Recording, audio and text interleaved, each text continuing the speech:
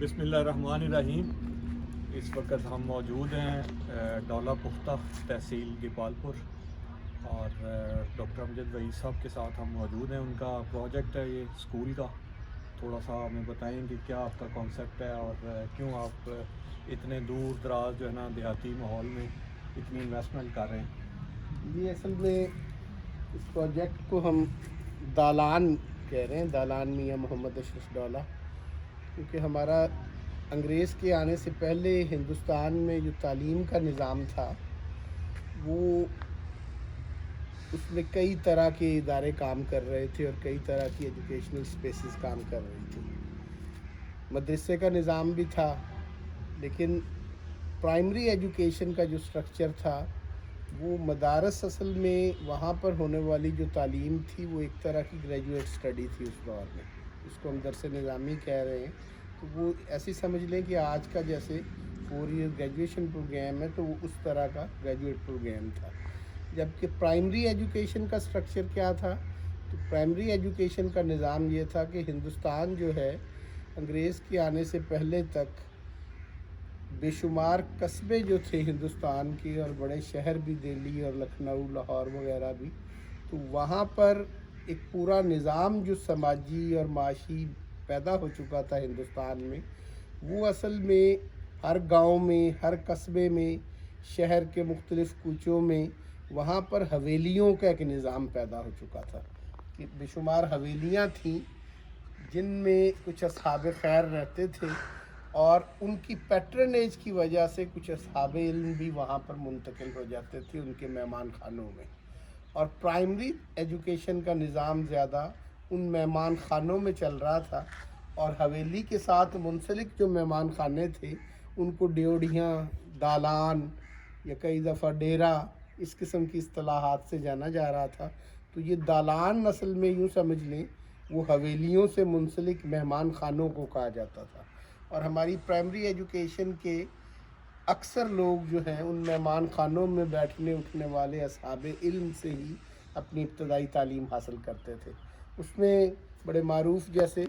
ابتدائی ہندوستان کے جو تعلیمی ادارے انگریز کے آنے کے بعد بھی بنے، علی گڑھ اور دارالعلوم دیوبند جیسے، تو ان کے جو بانی تھے، جیسے دارالعلوم دیوبند کے بانی مولانا قاسم نانوتوی، وہ بذات خود بھی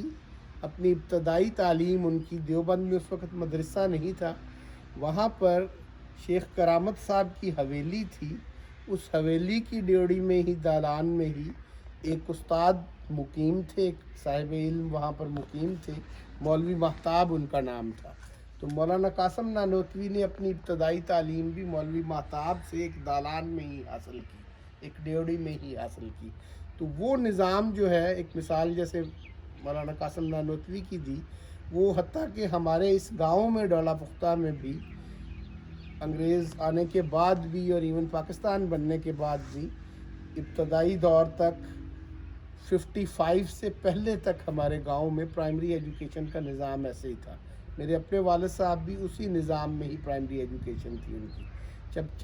چوتھی جماعت تک پرائمری ہوتی تھی اور 5ویں سے آگے پھر ہائی کا پورشن شروع ہو جاتا تھا۔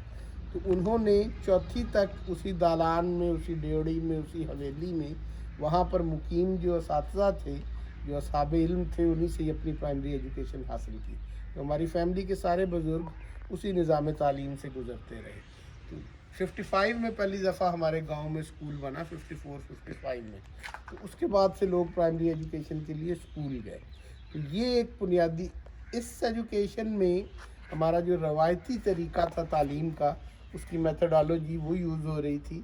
کہ آج جو ہمارا ٹیچر ہے یا استاد ہے یہ ڈپلائیڈ ہے، جبکہ اس وقت جو استاد تھا وہ ایک اسکالر ٹیچر تھا۔ وہ اسکالرز ٹیچر تھے، وہ اسکالرز تھے جو مختلف ڈیروں کی، حویلیوں کی پیٹرنیج کے اندر مقیم تھے، اور علم کا ایک نظام ان کی وجہ سے چل رہا تھا۔ تو یوں سمجھ لیں ہم نے اس سسٹم کو ریوائیو کرنے کے لیے، اس پیٹرن آف ایجوکیشن کو ریوائیو کرنے کے لیے یہ اسی حویلی کی طرز پر دالان کی تعمیر شروع کی ہے، اور یہ ہماری وہی پرانی حویلی جس کے کچھ حصے ابھی بھی کھڑے ہیں، تو اس کا یہ جو انٹرنس تھی، پیش تاک جو دروازہ تھا اس کا، تو یہ بالکل اس کی ایک تصویر دے کے ہم نے کامل خان ممتاز صاحب نے اسی کی بنیاد پر اس کو ریڈیزائن کیا ہے اور یہ انٹرنس بالکل اسی کی طرح کی ہے. ماشاء اللہ بڑی تفصیل سے ڈاکٹر صاحب نے بتایا اور ہم دعا گو ہیں کہ ان کا یہ پروجیکٹ جلدی پایہ تکمیل تک پہنچے اور یہاں سے بچوں کو فیض ملے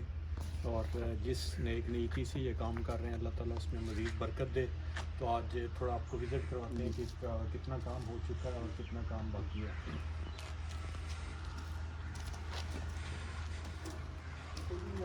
کے بعد یہ اصل میں یہ پریمیسز پورا جو پہلی بلڈنگ سنفینس کی یہ ہمارا پلان یہ ہے کہ پہلے 3-4 سال بچے یہاں پر گزارے اس بلڈنگ میں. یہ بلڈنگ اصل میں ہماری پرانی اس حویلی کی طرز پر اس کے اندر بھی 4 مہمان خانے تھے, تو یہ بھی 4 مہمان خانوں پر مشتمل ہوگی. ایک مہمان خانے کا یونٹ یہ ہے, آگے ادھر آنے میں آپ کو دکھاتا ہوں تھوڑی سی اسکرین بھی سمجھ آ جائے گی. یہ اصل میں استاد کا رہائش کا کمرہ ہے, بیڈ روم. یہ بیڈ روم کے ساتھ یہ اٹیچ باتھ روم ہے اس کا استاد کا, یہ والا کمرہ ہے. ساتھ ہی اٹیچ باتھ روم ہوگا. یہ اس کی چھتیں جو ہے فلیٹ ڈومز ان کو کہتے ہیں. شاہی قلعے کے اندر بیسمنٹ میں ساری چھت یہ لگی ہے. آرکیٹیکٹ کا نام آپ نے کامل خان ممتاز صاحب, میں نے ویڈیو دیکھی ہے, بہت اچھا کام ہوتا ہے لاہور میں کہیں. انہوں نے یہ فلیٹ ڈوم کے کام کو ریوائو کیا ہے ادھر 50-60 سال 70 سال سے. اب یہ کام ختم ہو گیا تھا ہمارے علاقے میں ہونا, لیکن انہوں نے شاہی قلعے میں ایک چھت کو ریپیئر کرواتے ہوئے یہ دوبارہ اس کی سین کو سمجھا, اس کی ڈرائنگز کو, اور پھر ایک کاریگر وہ بھی آپ کے ایریے کے قریب کے منڈی احمد آباد کے پاس سائز تھا, یہ آپ نے جو روایتی اس سائز کو کاپی کیا یا اس سے چھوٹا ہے یا اس سے بلکہ اصل میں جیسے میں نے حویلیوں کا کہا اس میں بھی اسکیل کا جو ایشو ہے, تو اسکیل کے اعتبار سے وہ بہت بڑے رومز تھے ان کے اندر. تو یہ ہم نے کوشش تو یہی کی کہ اس کے مطابق جائیں, لیکن ابھی بھی کئی دفعہ یہ لگتا ہے کہ وہ اس سے بھی بڑے رومز کا وہاں پہ کانسیپٹ تھا. اسکیل ایسا تھا حویلی کا. یہ جیسے بیڈ روم ہے, چھتیں بھی اونچی بھی تھیں اس سے بھی زیادہ, وہ اٹیچ بات. یہ اسکیم یہ ہے کہ استاد اس کمرے میں رہے گا, اپنی فیملی کے ساتھ رہنا چاہے, خود رہنا چاہے. تو یہ بیڈ روم سے باہر نکل کے یہ اب ایک اور طرح کی چھت ہے, اس کو روم کہتے ہیں. وہ تو ایکسٹرا اسٹرینتھ ملتی ہے, بڑے اس کو سپورٹ کرنے بالکل. ساتھ اس میں یہ ربس بنی ہوئی ہیں ڈیزائن کے اندر, یہ چیزیں جو آ گئی. اب یہ اس اسپیس کو ہم دالان کہہ رہے ہیں. اب اپنے بیڈ روم سے استاد نکلے گا, 24 گھنٹے ادھر رہ رہے, تو اپنے بیڈ روم سے نکل کے یہاں پہ یہ اس کا پبلک سے انٹریکشن کی اسپیس ہے. یہ اس کا لیونگ ایریا سمجھ لیں یا اس کا لاؤنج سمجھ لیں, یہ اس کی ورک پلیس ہے. وہ کوئی ریسرچ اسکالر اگر ہے تو بیٹھ کے اپنا ریسرچ آرٹیکل لکھ رہا ہے, کام کر رہا ہے. اگر وہ کوئی آرٹسٹ ہے تو اس نے اپنے یہاں پہ اسٹوڈیو بنا لیا ہے. وہ خطاط ہے تو اس نے اپنا اسٹوڈیو بنایا ہو. تو استاد یہاں پہ اپنی ورک پلیس کے اعتبار سے اس کو سیٹنگ اپنی مل جائے گا, اور بچے بھی اور اس کمیونٹی کے اور لوگ بھی جو اس استاد سے لرن کرنا چاہ رہے ہیں, سیکھنا چاہ رہے ہیں, ان کا بھی اس کے پاس بیٹھنا اٹھنا بن جائے گا. تو یہاں پر ایسا نہیں ہوگا کہ کلاس روم کی کوئی پیریڈ کی ترتیب ہے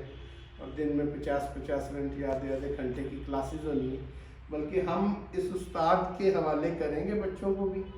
اور وہ بچوں کو جو بھی اس استاد کا اپنا علم یا فن ہے وہ ان کو جتنے بھی عرصے میں اور جیسی ترتیب سے بھی منتقل کرنا چاہے وہ ویسے منتقل کرے گا. اس کی ایک میں مثال دیتا ہوں. اکثر ہمارے ساتھ کے سامنے گاؤں نظر آیا ہے لوہاری والا,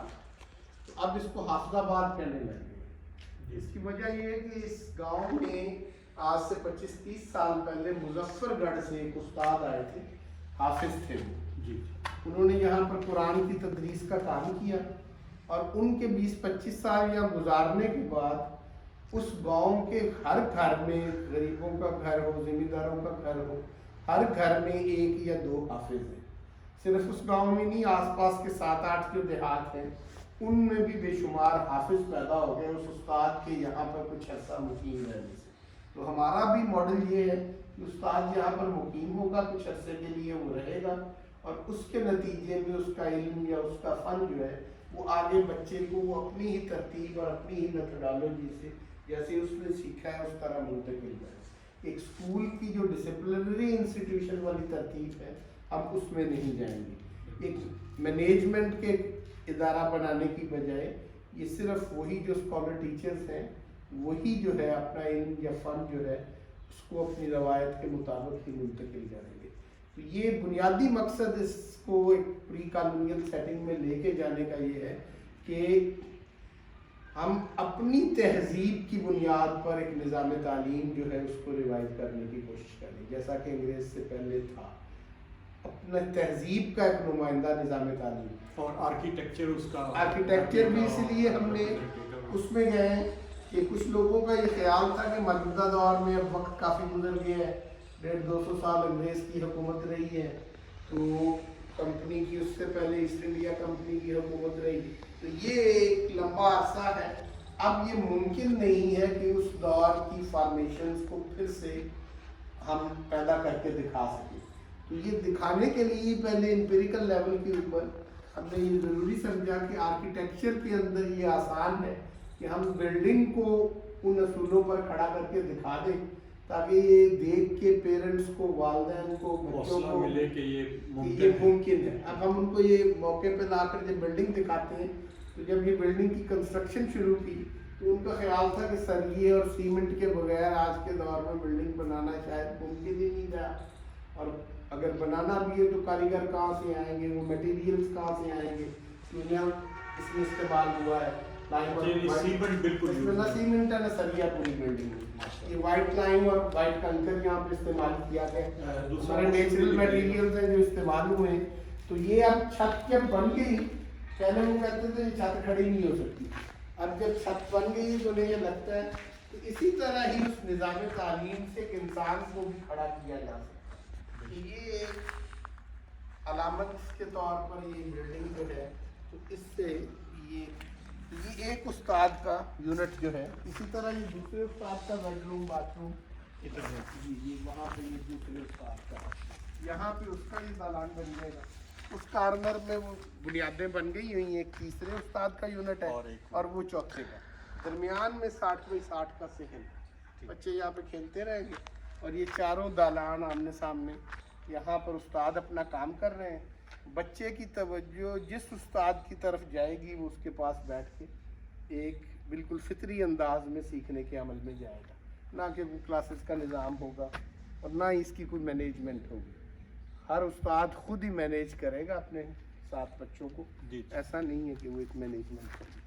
اوپر چھت دیکھیے، یہ